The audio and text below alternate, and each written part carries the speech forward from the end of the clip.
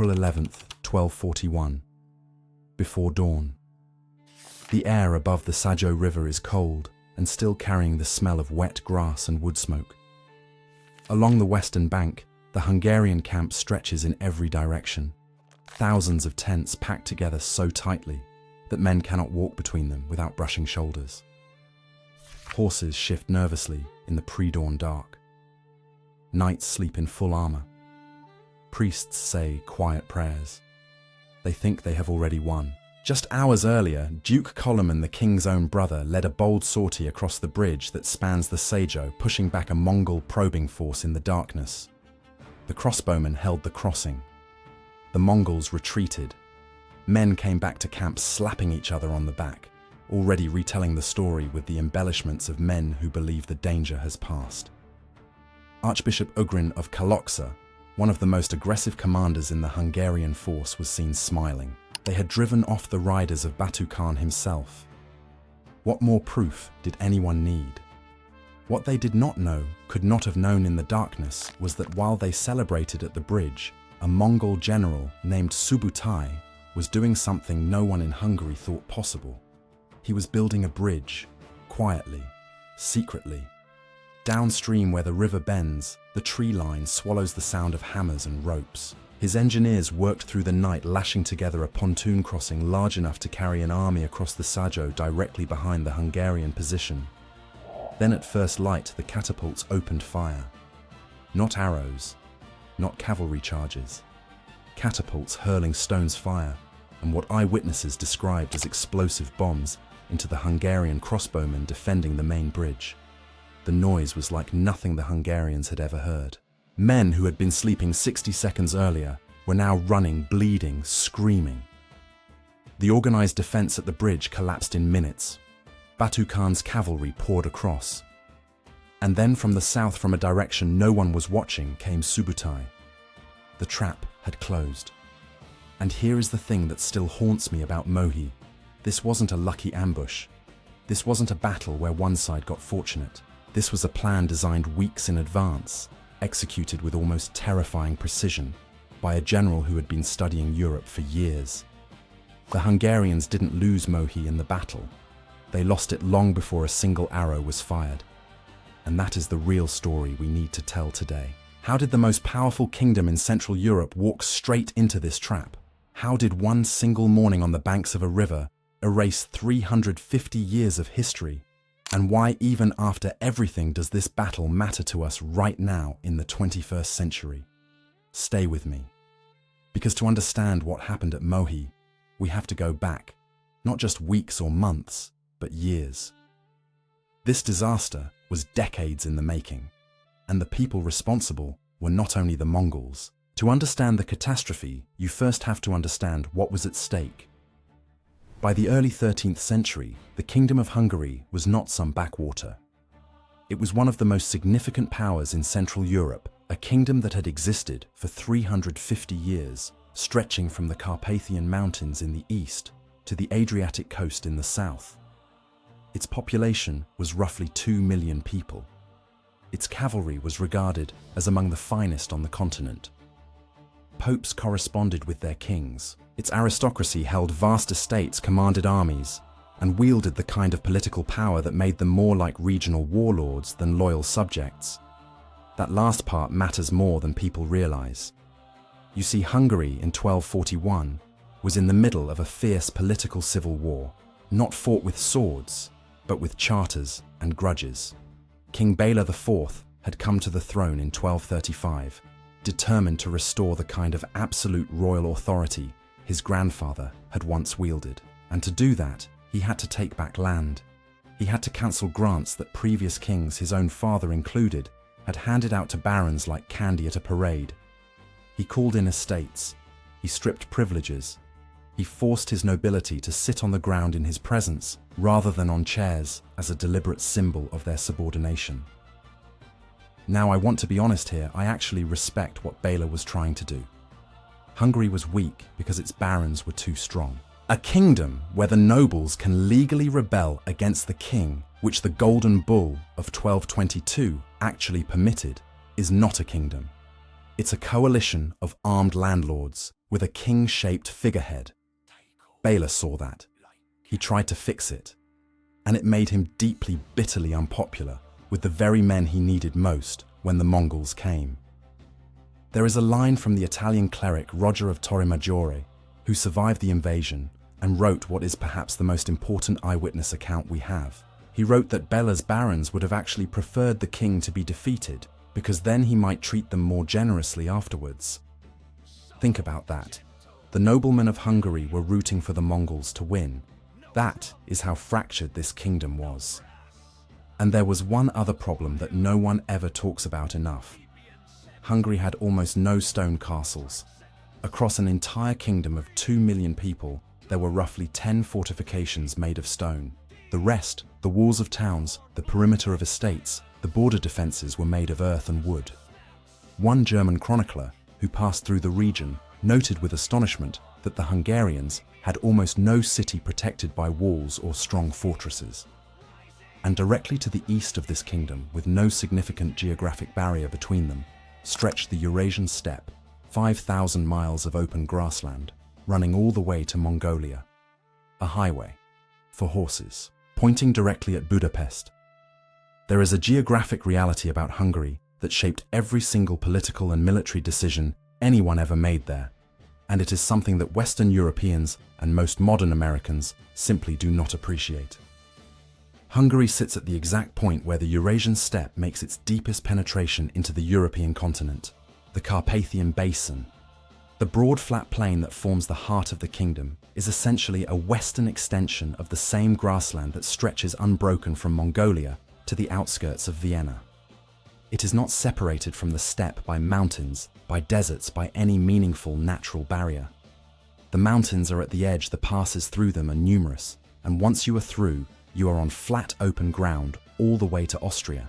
Every nomadic people in history who came out of the east eventually ended up in Hungary, or tried to. The Huns, the Avars, the Magyars themselves, the ancestors of the Hungarians had arrived from the steppe 5 centuries earlier, the Cumans, and now the Mongols.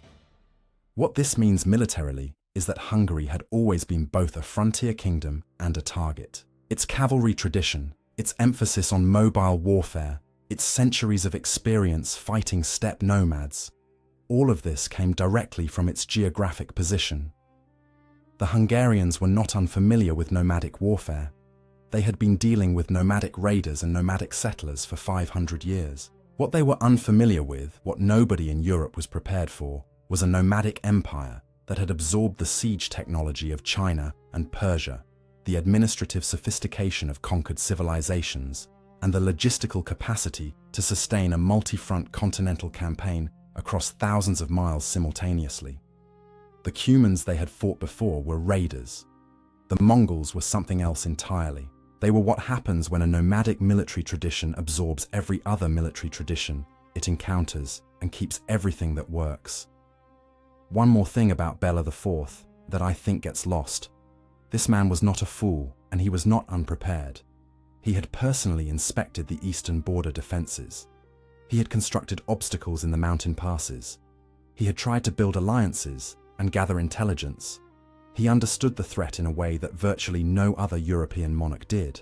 The tragedy of Bela IV is not the tragedy of an incompetent leader who ignored the danger. It is the tragedy of a competent leader who was undermined at every critical moment by the institutional dysfunction of his own kingdom. That distinction matters enormously. Bela failed not because he lacked intelligence or will, but because he was governing a country that had made itself nearly ungovernable in the years before the greatest crisis of its existence. The warnings did not come without warning. That's the part that makes it so maddening. In 1237, a Dominican friar named Julian set out from Hungary on one of the most extraordinary intelligence-gathering missions of the medieval world. His goal was to find the ancient Magyar homeland, the eastern lands from which the Hungarian people had migrated centuries before. He found something else instead. He found the Mongols. He met communities of eastern Magyars who had been swallowed up by the expanding Mongol Empire, and he came back to Hungary in 1239 with a full report the Mongols were coming. They were coming with an army unlike anything Europe had seen. They were already across the Ural Mountains. They were already in the process of crushing the Rus principalities one by one. Julian even brought back a letter from Batu Khan himself, addressed directly to King Bela IV, written in the language of absolute Mongol confidence. I chain messenger of the heavenly king, to whom he has given power on earth, to exalt those who submit to him and cast down his adversaries. I wonder at you, King of Hungary. Although I have sent you messengers 30 times, you have sent me back none of them, nor did you send me any letters or messengers of your own.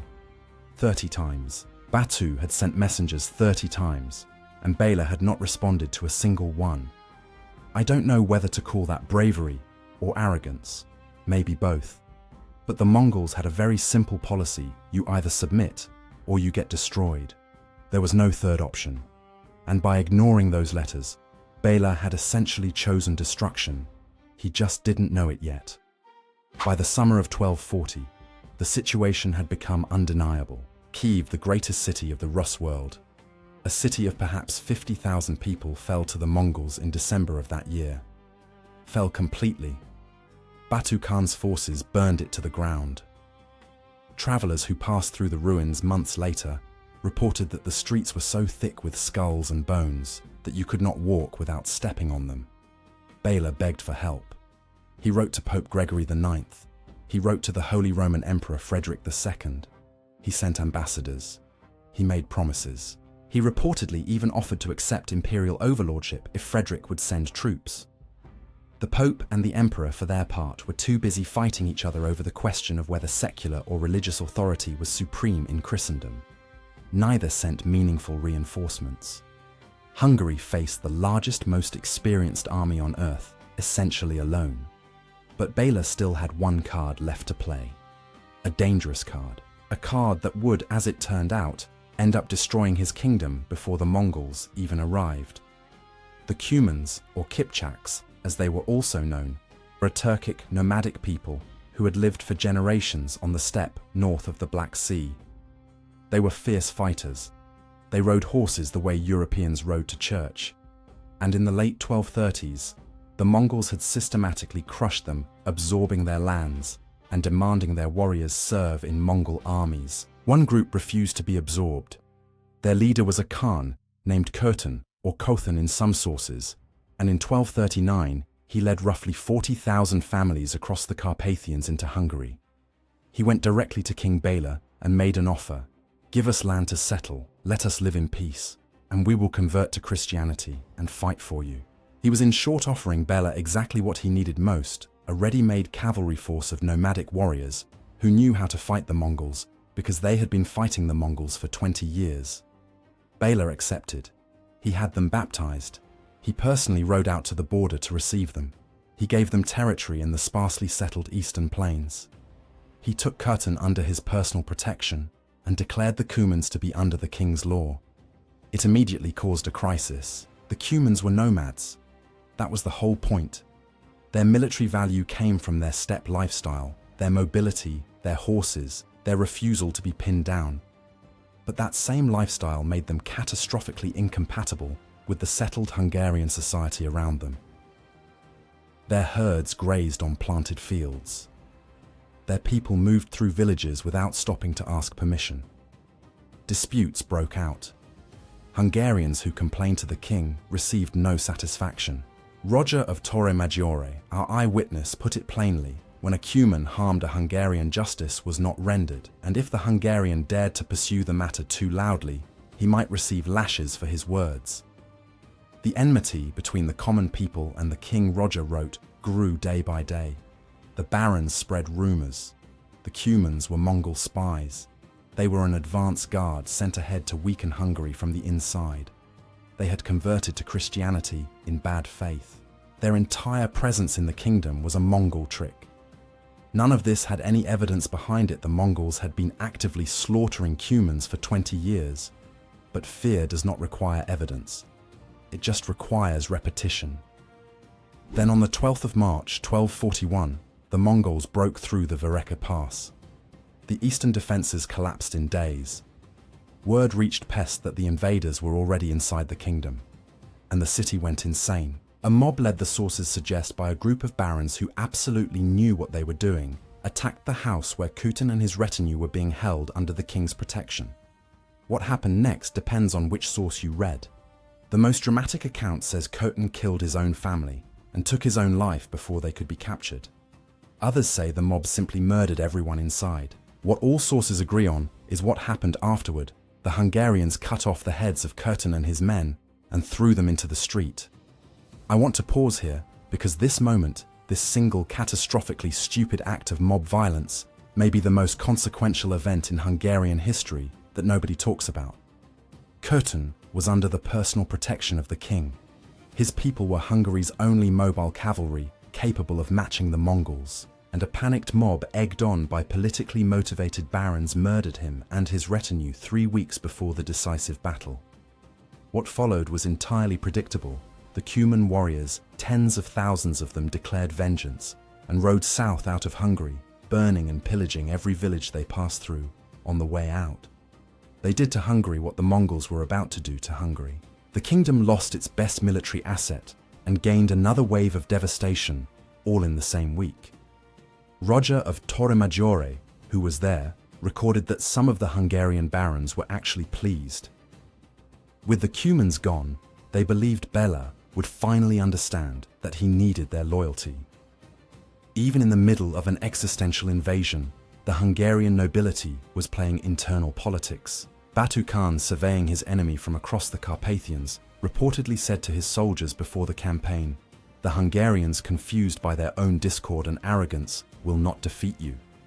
He was right. The deeper lesson of the Cuman catastrophe is not really about the Cumans at all. It is about what happens to a society under existential pressure when its internal conflicts have not been resolved. Hungary did not have a Cuman problem in the spring of 1241. Hungary had a trust problem, a class conflict problem, and a governance problem that had been building for 20 years, and when the Mongols arrived, those problems expressed themselves in the worst possible way, at the worst possible time. The murder of Kutyn was not irrational from the perspective of the barons who organized it. It was from their narrow political viewpoint entirely logical. Weaken the king, eliminate his Cuman allies, force him back into dependence on the nobility. The fact that this calculation would also hand the country to the Mongols was a consequence they either did not see or did not care about. Short-term political maneuvering in the face of an existential threat. It is a pattern so universal that reading about it is almost uncomfortable. Before we get to the battle itself, we need to talk about the man who actually designed this campaign.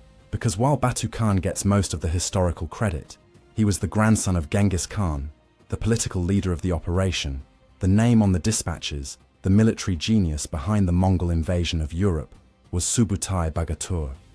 Subutai was at this point in his life, roughly 65 years old. He had been fighting for the Mongol Empire since before most of the soldiers under his command were born. He had campaigned across China, Persia, the Caucasus, Russia, and the steppe. He had directed more than 20 major campaigns. He had personally reconnoitered Europe, sending spies as far as Poland, Hungary, and Austria years before the invasion, and he had spent years building intelligence on European military capabilities, political divisions, and geographic vulnerabilities. Let me put Subutai in context for an American audience. Imagine someone with the operational genius of Dwight Eisenhower, the tactical creativity of George Patton, and the ruthlessness of Sherman. Then multiply all of that by 30 years of continuous battlefield experience across 3 continents. That is roughly the category Commander Subutai was in. He is, in my opinion, one of the 5 greatest military minds in human history. And Europe in 1241 had no one remotely in his league. Subutai's plan for Hungary was not a cavalry raid. It was a coordinated, multi-front strategic operation designed to prevent any possibility of Hungarian reinforcement or escape. He attacked with 3 separate armies moving simultaneously. The Northern Army under Kaidu Khan drove into Poland. Its purpose was not conquest, it was flank protection. It fought and won at the Battle of Chmielnik in March 1241, then moved north to confront the assembled forces of Poland and their allies at Legnica on April 9th. Duke Henry II the Pious, called the Pious, because of his famous piety, but also one suspects because he needed all the divine help he could get, led a coalition of Polish knights, German crusaders, and Templars against the Mongol force. He was killed in the fighting. According to the Chronicle of the New World Encyclopedia, the Mongol victors collected 9 large sacks of ears from the fallen as a count of their dead, a detail so grotesque it has stuck in the historical record for 800 years. The southern army under Kádár tore through Transylvania, defeated the voivode's forces, and pushed through the mountain passes into the Hungarian interior. The main army Batu and Subutai came through the Vereki Pass in the north. They hit the defensive positions that Béla had laboriously constructed along the eastern border. Those defenses, natural barriers of logs, rocks, and earthworks that Béla had personally overseen, were cleared in 3 days. 3 days. The Mongols had specialized engineering units whose only job was exactly this kind of obstacle clearance. From the first broken barrier to the outskirts of Pest took less than 3 weeks. A European observer at the time described the speed of the Mongol advance as lightning. That is not an exaggeration. By the end of March, Béla had gathered his forces in Pest. What had assembled there was the largest Hungarian army since the foundation of the kingdom, perhaps 60,000 men, possibly more, including knights' church levies, and the last of the available infantry. It was also an army riddled with internal distrust, missing its best cavalry, and commanded by a king who, whatever his virtues, was not a battlefield general. The stage was set. And now the Mongols did something brilliant. They ran away. If you're finding this history as gripping as I do, hit that subscribe button. We cover battles like this every single week, and you do not want to miss what's coming next. The Mongols had a tactic so reliable, so consistently effective, that they used it on virtually every major campaign they ever fought. It is called the feigned retreat. The idea is simple in description and almost impossible to defend against. In practice, your forward units make contact with the enemy, engage briefly, then appear to break and run. The enemy, seeing the Mongols flee, believes they have the upper hand. They pursue, they break formation. They leave whatever defensive advantage they had, a river, a fortification, high ground, and chase the retreating horsemen out into open ground. And then, when the pursuing force is fully committed, strung out gasping, and miles from any support, the Mongols turn around. This is how they had destroyed the Rus coalition at the Kalka River in 1223. This is how they would destroy armies from Poland to China. And this is exactly what they did to the Hungarians in the spring of 1241. Small Mongol units probed the Hungarian lines near Pest, attacked outlying positions, then disappeared before any serious force could engage them. Archbishop Ugrin, a man of genuine courage and almost zero tactical patience, was so infuriated by this that he reportedly launched his own unauthorized cavalry charge in pursuit of one of these units and returned having accomplished nothing except exhausting his horses. But the pattern worked on the entire Hungarian command. It communicated one message: the Mongols are beatable. Chase them. Béla gave the order to march east. The Hungarian army moved out of Pest toward the Sajo River, following the retreating Mongol forces deeper into the Hungarian plain. They were still in good spirits. They were still confident. They had, after all, repulsed the Mongols at every minor engagement. The Mongol forces seemed to be avoiding direct combat. Surely that was a sign of weakness. Here is what I think happened in the mind of the Hungarian High Command, and I think this is important. They had been told by everyone from Dominican friars to Polish refugees that the Mongols were terrifying. But the Mongols they had actually seen so far had run away from them. There is a very human cognitive trap here, the gap between what you've been told and what you've personally experienced. They'd heard about Kievan Rus, they'd heard about the stacks of skulls, but the enemies they were chasing were retreating, and that felt like winning. That felt like proof that all the stories were exaggerated. On the 10th of April, the Hungarian army reached the Sajo River and made camp on the western bank near the village of Mohi. Their camp was by any military standard poorly designed. The tents were packed together so densely that movement through the camp was nearly impossible. They had drawn their wagons into a circle around the perimeter, a classic defensive lager borrowed perhaps from steppe tradition. But what this actually achieved was to turn their camp into a cage. If things went badly, there was no room to maneuver, no room to rally, and very limited room to flee. Batu Khan, reconnoitering from a hill on the opposite bank, reportedly meditated and prayed for a full day and night before surveying the enemy camp. When he finally looked, he turned to his officers and said, "They are crowded together like a herd of cattle in narrow stalls with no room to move about." He was not offering a compliment. That same night, Duke Koloman and Archbishop Ugrin led a night sortie to the bridge. They found Mongol forces beginning to cross. They pushed them back. The crossbowmen held the structure. The Mongols retreated into the darkness, and the Hungarians went back to their overcrowded camp, woke their sleeping comrades, and told them the news. We drove them off again. We held the bridge. They did not know that Subutai was not at the bridge. While Koloman and Ugrin were congratulating themselves at the bridge, Subutai had already been gone for hours. He had ridden south along the eastern bank of the Sajo, with the bulk of his force moving quietly through the tree line, using the darkness and the noise of the skirmish at the bridge to cover his movement. He had found his crossing point, a wider, deeper stretch of river, where a ford was impossible, but where flat banks on both sides made pontoon construction feasible. His engineers moved with the speed and competence of men who had done this before, in China, in Persia, in Russia. The ropes went into the water. The planks went down. The horses were kept calm and quiet. Not a word of this reached the Hungarian camp. Consider what was happening simultaneously on that night of April 10th into April 11th. At the main bridge, a genuine fight, crossbowmen holding the crossing Hungarian commanders believing they were engaged in the decisive action. In the Hungarian camp, exhausted men were sleeping. Some celebrating horses were tired and restless, and no scouts were deployed on the southern flank because no one had thought to post them. And 2 miles downstream, Subutai is building a bridge in the dark. 3 different realities unfolding in parallel within earshot of each other.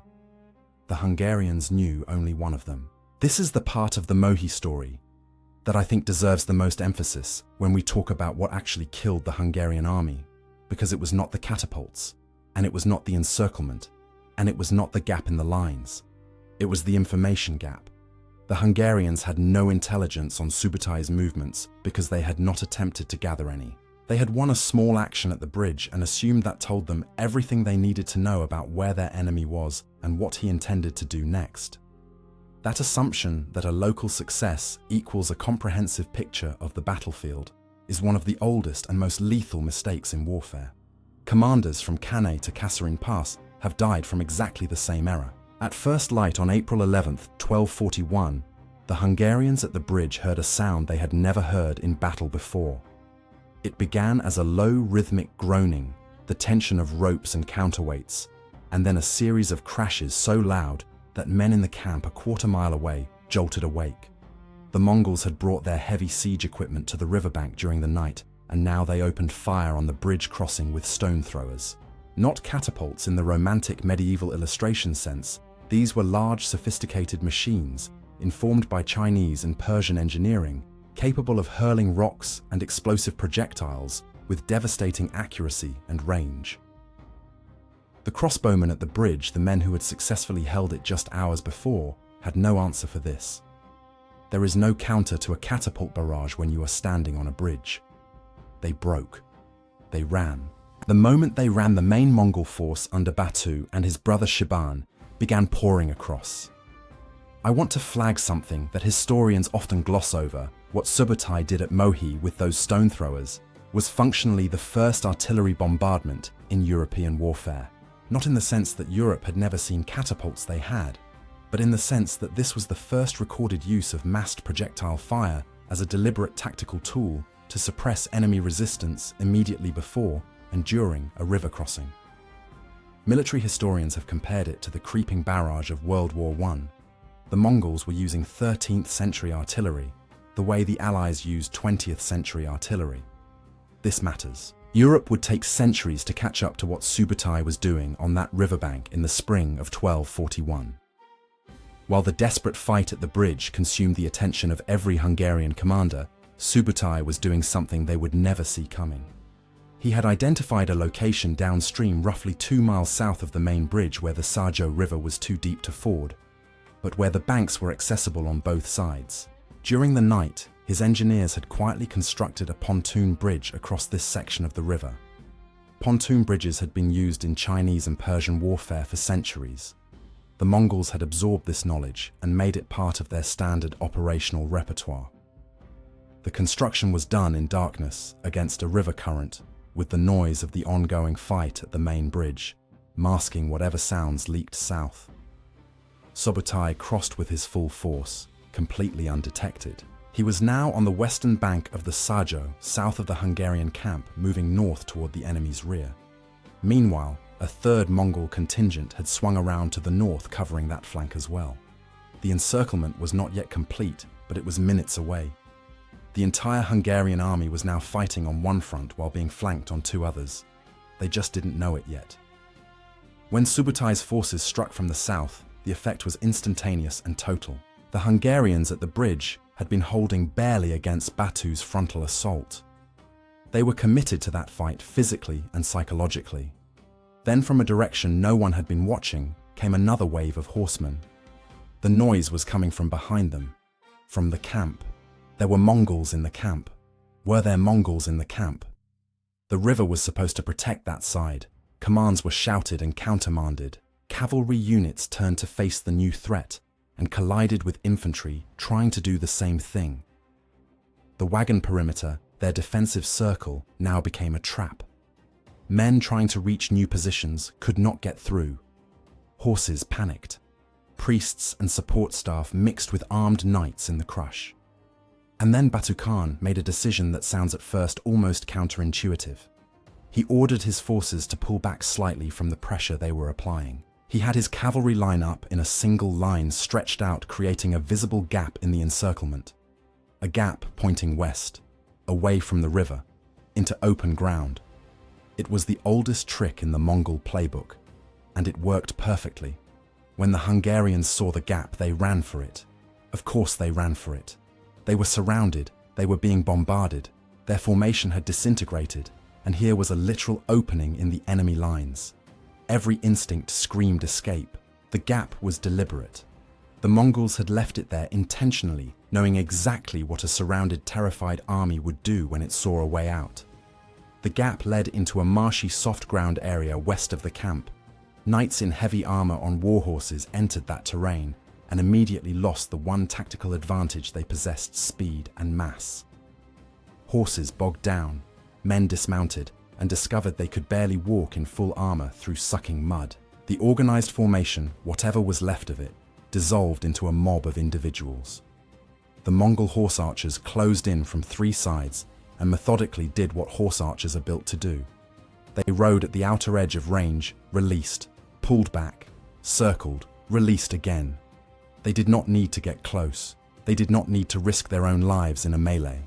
They just had to keep moving and keep shooting, and the Hungarians trapped in mud in armor without room to charge could do nothing but absorb it. Thomas of Split, writing from the accounts of survivors, described what came next in words that have stayed in the historical record for 8 centuries. When they saw that their enemies were exhausted from running and unable to stretch out their arms to fight or their legs in flight, they began to rain spears upon them from all sides and to cut them down with swords, sparing no one and butchering them like animals. Left and right they fell like leaves in winter. The whole way was covered with their wretched bodies. Blood flowed like the stream of a river. Archbishop Ugrin was killed. 2 archbishops and 3 bishops died on that field, virtually the entire senior leadership of the Hungarian church gone in a single morning. The flower of the Hungarian nobility.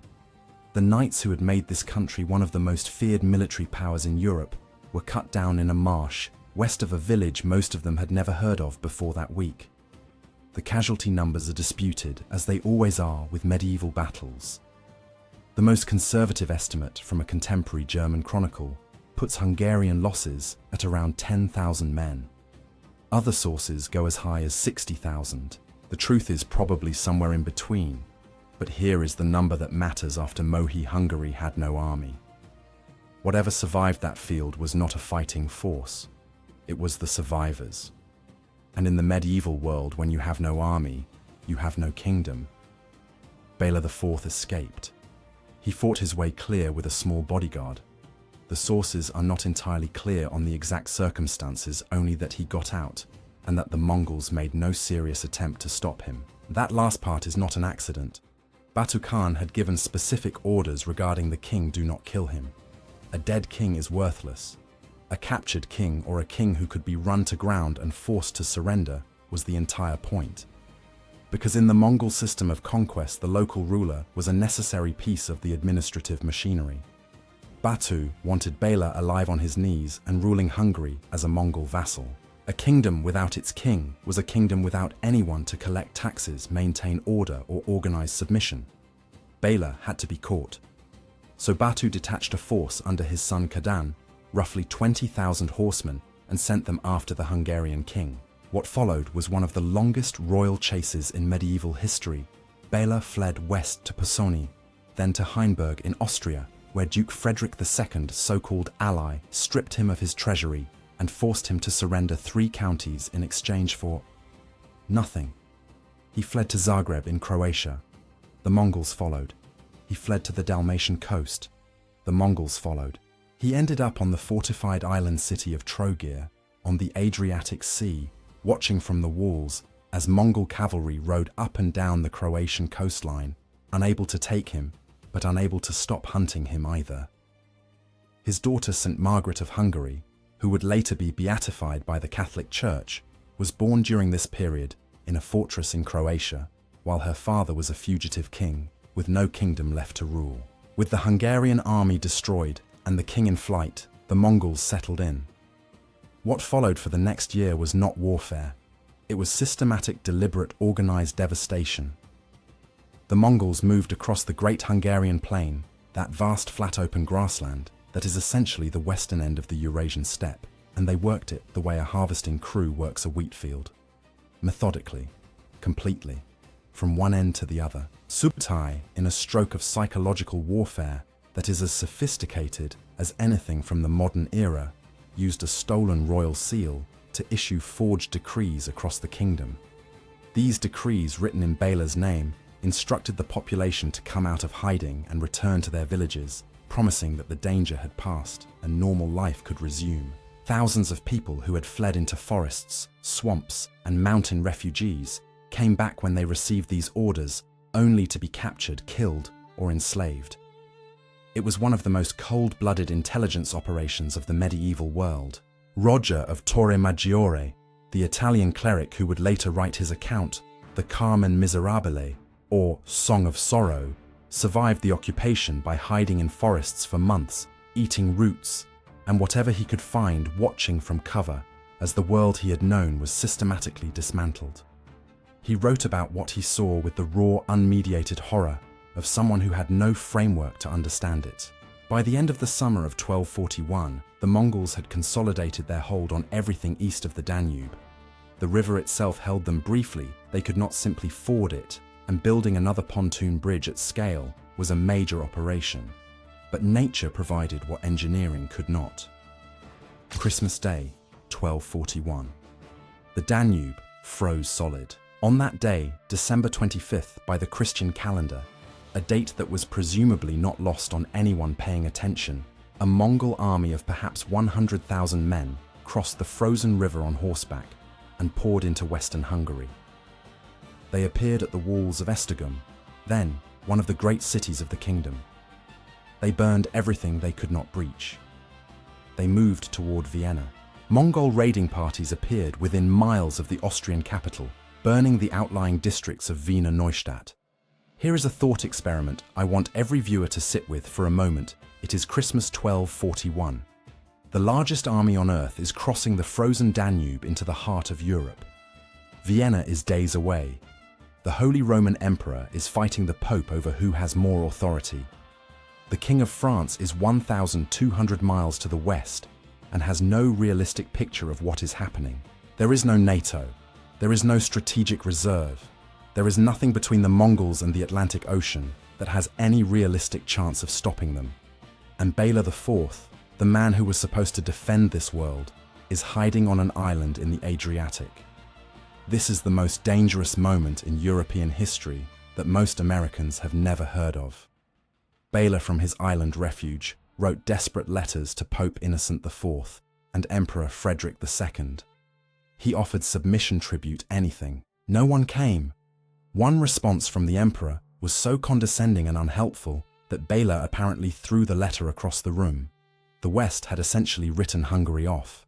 If you want to support the kind of deep dive history content that actually tells you what the textbooks skip, give this video a like and drop a comment below. Tell me, what do you think would have happened if the Mongols had pushed past Vienna? I want to hear your take. In the spring of 1242, the Mongols left. They didn't leave because they were defeated. They didn't leave because European resistance broke them. They left suddenly, unexpectedly, loading their plunder and their prisoners onto horses and riding east through the Balkans the way they had come. And for 8 centuries, historians have been arguing about exactly why. The traditional explanation, the one you'll find in most textbooks, is the death of the great Khan Ögedei. The third son of Genghis Khan and ruler of the entire Mongol Empire, died on December 11th, 1241, reportedly after a prolonged drinking binge during a hunting trip. Under Mongol law and tradition, the princes of the blood, including Batu Khan, were obligated to return to Karakorum for the Kurultai, the Great Assembly, where a new Great Khan would be elected. The war in Europe had to pause because imperial politics took precedence. The problem with this explanation is timing. Ögedei died in December. The Mongols didn't start withdrawing until March, and Rashid al-Din, a high-ranking minister of the later Mongol Ilkhanate and one of the most meticulous historians the Mongol world ever produced, specifically states that Batu did not even know about Ögedei's death when he made the decision to withdraw. According to Rashid al-Din, the withdrawal was prompted by a Cuman rebellion behind Mongol lines, a logistical threat to their rear areas, not a political obligation. Then, in 2016, a remarkable scientific study published in the journal Nature added a third explanation: climate.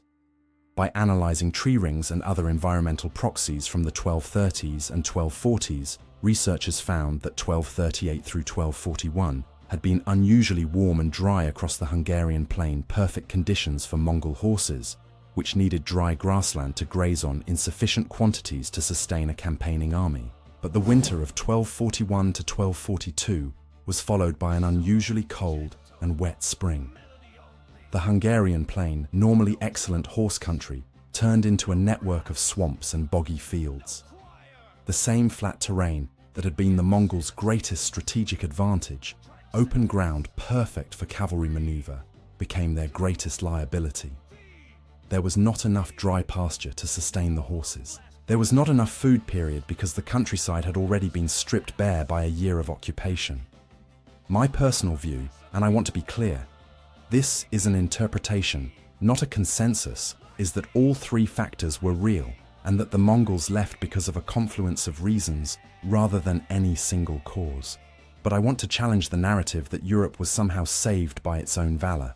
It wasn't. The most powerful military force on Earth withdrew from Europe because of internal political pressure, logistical collapse, brought on partly by their own success, and an inconveniently wet spring.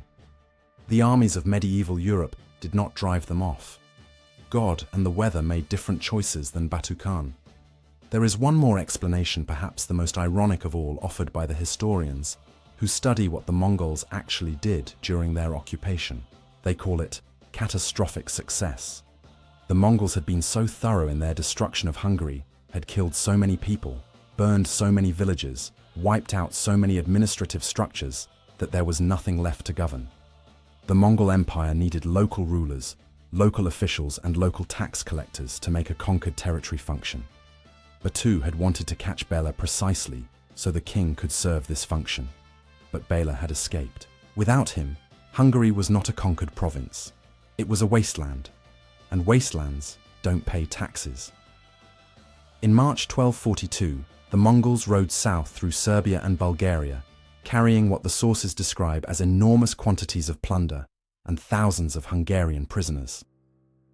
13 years later, The papal envoys, Carpini and Rubrukis, traveling through the region around Karakorum in Mongolia, reported meeting Hungarian slaves who had been brought there from the 1241 campaign.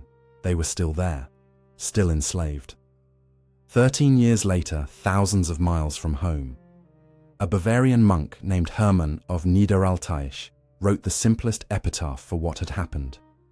In the annals of his monastery under the year 1241, he wrote, "In this year, after existing for 350 years, the kingdom of Hungary was annihilated by the Tatars."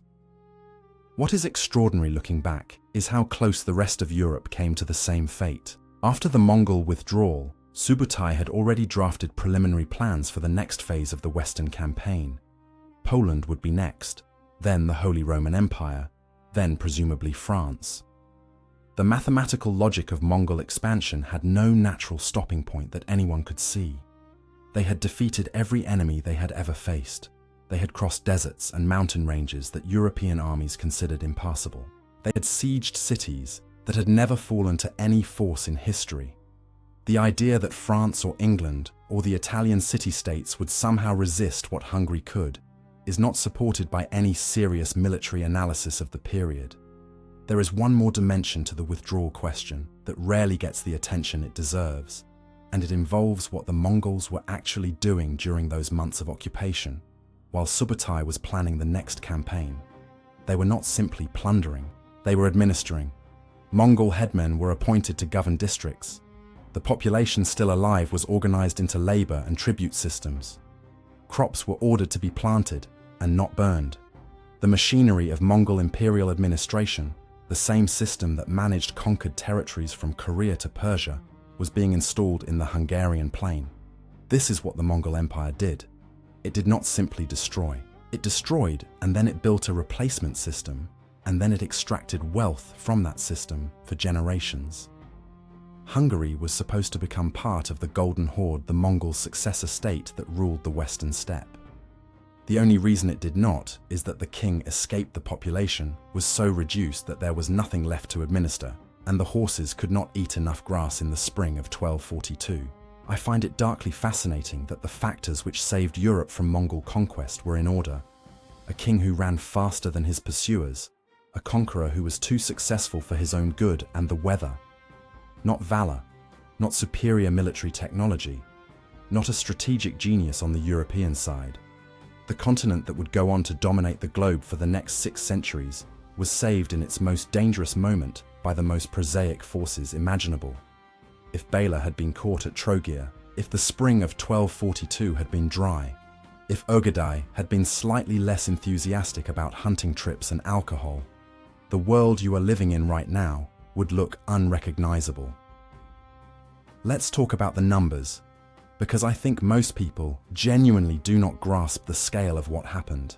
Hungary, in 1241, had a population of roughly 2 million people. When the Mongols finally left in early 1242, somewhere between 300,000 and 500,000 of those people were dead, killed, outright starved in the aftermath, or taken as slaves.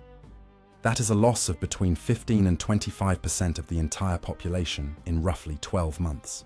The Hungarian scholar György Györfi, who spent much of his career specifically studying the demographic impact of the Mongol invasion, calculated that approximately 60% of all settlements in the lowland regions of Hungary were destroyed. In parts of the Great Hungarian Plain, the most densely populated agricultural region of the kingdom, the destruction approached 100%. Some areas had quite literally no survivors. To put that in American terms, imagine losing the entire population of Texas and California, combined in 12 months, with most of the farmland in the Midwest burned and its cities reduced to ash. That is roughly what happened to Hungary. And here is the thing that historians often note, but that rarely gets enough emphasis. Hungary never fully recovered demographically from the Mongol invasion during the medieval period. It had to be repopulated, and Bela IV's subsequent colonization program brought in Germans, Moravians, Poles, Ruthenians, and other settlers to fill the emptied regions. The Hungary that existed after 1242 was in a very real sense a different country from the one that existed before 1241. different people, different balance of power, a different relationship between the king and the nobility. The Mongols didn't just kill people, they fundamentally altered the ethnic and social composition of Central Europe. That is a consequence that echoes through Hungarian history all the way to the present day. The church lost 2 archbishops and 3 bishops at Mohi alone. The nobility was decimated. The very aristocracy that had undermined Bela's authority and helped create the conditions for the catastrophe was itself largely destroyed in the disaster it had helped cause. There is a dark irony there. The barons who had secretly hoped Bela would lose got exactly what they wanted. They just didn't survive to enjoy their political advantage. Meanwhile, Subutai was in Hungary discussing plans for the next campaign. Poland and Austria were to be the next targets. After that, presumably France, the Rhineland, the Mediterranean. Contemporary European sources were in genuine documented terror of what was coming next. The Pope wrote letters describing the Mongols as the agents of the Antichrist. Matthew Paris, the English chronicler, described a famine in England, caused partly by the disruption of Baltic trade routes. By the invasion, the ripple effects of Mohi were being felt in the ports of the North Sea. In the late spring of 1242, the Mongols were gone. Bela IV emerged from Trogir, boarded a ship, and sailed back up the Adriatic to what was left of his kingdom. What he found when he arrived was by every account almost beyond comprehension. The plains of eastern Hungary were empty.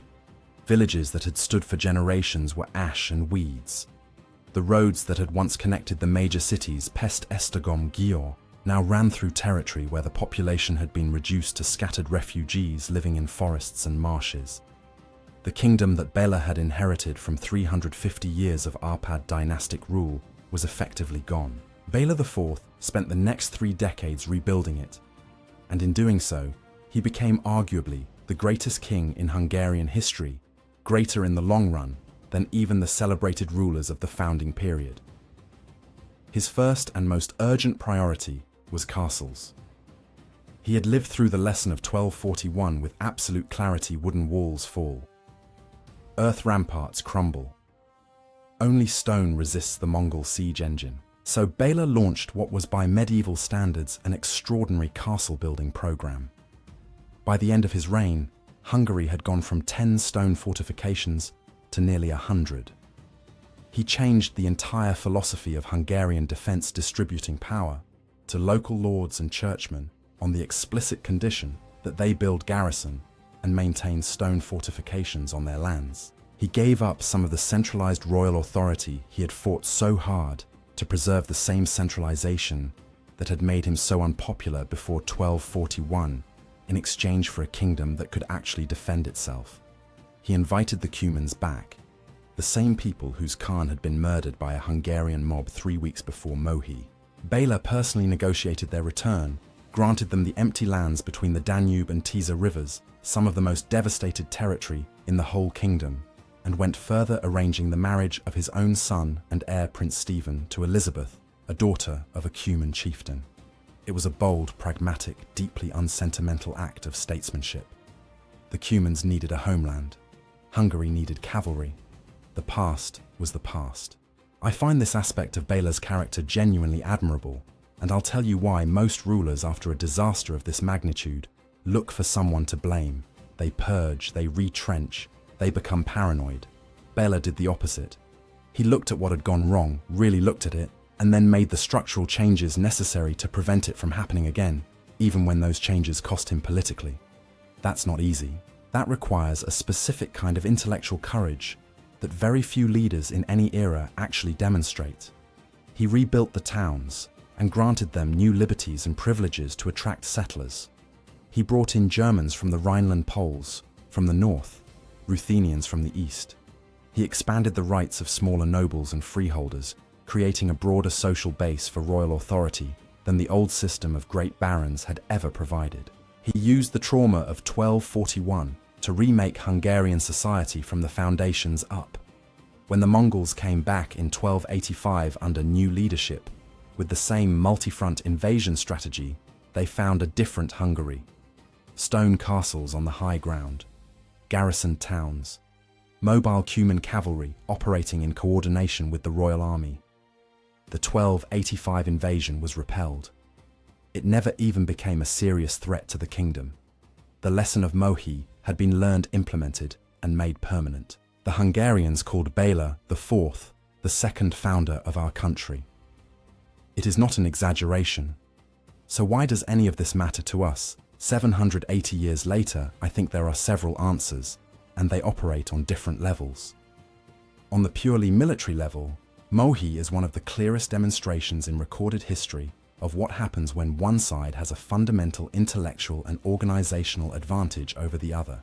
The Mongols did not win at Mohi because they had better swords or braver soldiers. They won because Subutai thought differently. He thought in terms of strategic systems, multiple armies, coordinated timelines, intelligence networks, engineering solutions, psychological manipulation, while the Hungarians thought in terms of individual battles. The Mongols had essentially invented joint operations, combined arms warfare, and operational-level strategic planning. Europe would not develop comparable military thought until the 17th century at the earliest. And I want to push back on something that sometimes comes up in these discussions, the idea that European knights in full armor were simply outclassed as fighters by Mongol cavalry. That's not quite right. The Knights Templar and the heavily armored Hungarian cavalry performed reasonably well in direct close-quarters combat against Mongol units throughout the campaign. What they couldn't do was respond to the larger operational problem, flanking encirclement deception at scale. You can be an excellent individual fighter and still lose a war because your commander doesn't understand what's happening at the strategic level. That's essentially the Hungarian story at Mohi. On the political level, Mohi is a case study in how internal division creates external vulnerability. Hungary didn't fall because of a Mongol military advantage alone. It fell because its political class was more interested in scoring points against the king than defending the country. Because a mob murdered the one military commander who could have provided effective cavalry cover. The barons had made themselves so powerful that no one could coordinate a national defense. The Mongols just applied the finishing pressure to a structure that was already cracking. That pattern, internal political dysfunction, creating military vulnerability, is not unique to 13th century Hungary. It is one of the most consistent patterns in the history of civilizations. You could make a very long list of polities that fell not because their enemies were too strong, but because they were too divided to defend themselves effectively. And on the broadest level, Europe survived. Barely, and not by its own strength, but it survived.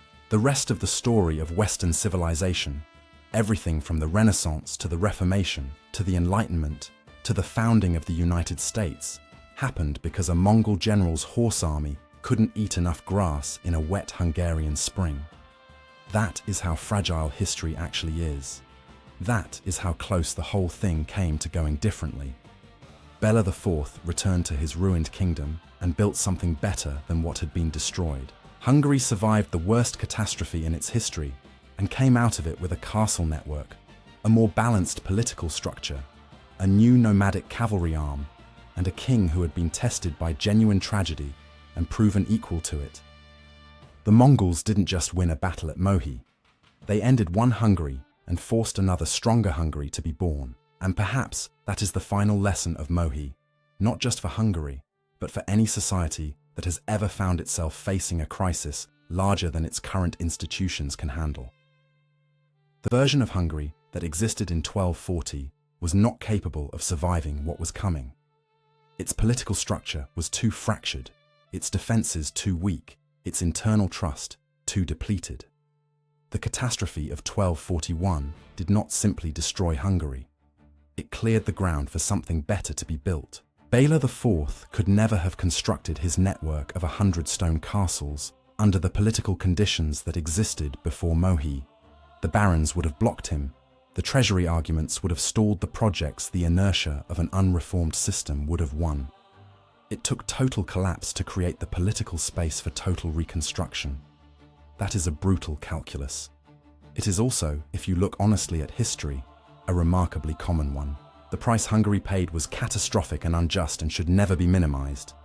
But the country that emerged from the ruins of 1242 was genuinely more capable of defending itself, more coherently organized, and more durably structured than the one that had marched confidently out of Pest to meet Batu Khan on the banks of the Sajo River. April 11th, 1241. The banks of the Sajo River. Subutais pontoon bridge. The catapults opened fire at dawn. From that single morning came the deaths of perhaps 500,000 people, the destruction of a medieval civilization, the flight of a king across half of Europe, and eventually the transformation of Hungary into a kingdom that would survive another 6 centuries through Ottoman invasions, Habsburg absorption, and the full brutal weight of European history. History does not turn on the moments we expect. It turns on a forged royal seal and a Cuman Khan with his head thrown in the street, and a wet spring that turned the Eurasian steppes' western tip into a swamp. It turns on a general who prays on a hilltop for a day and a night before looking at his enemy's camp and recognizing in an instant exactly how to destroy it. Subutai went home after 1242. He died of old age in 1248, having never lost a major campaign. Batu Khan founded the Golden Horde, which dominated the Russian steppe for the next 2 centuries. Bela IV ruled Hungary until 1270, a reign of 35 years, and spent most of it rebuilding what one morning had taken away. And the bridge at Mohi, the village, still exists. It's called Muhi now, and it sits in northeastern Hungary, not far from the city of Miskolc. There is a small memorial there, a few interpretive signs. On most days, almost no one visits. Maybe that says something about how we remember history. We remember the great empires and their victories. We forget the people who stood in the field in the wrong place on the wrong morning with an entire civilization behind them and no idea what was about to happen. If this story moved you, if you think the Battle of Mohi deserves more attention than it gets in the history books, share this video with someone who loves history. Leave a comment below telling me if the Mongols hadn't withdrawn in 1242, how far do you think they would have gone? Would Western Europe have fallen? I genuinely want to know what you think. The comments on these videos are some of the best historical debates on the platform. Subscribe if you haven't already. New videos every week, battles, sieges, empires, and the moments that changed everything. I'll see you in the next one.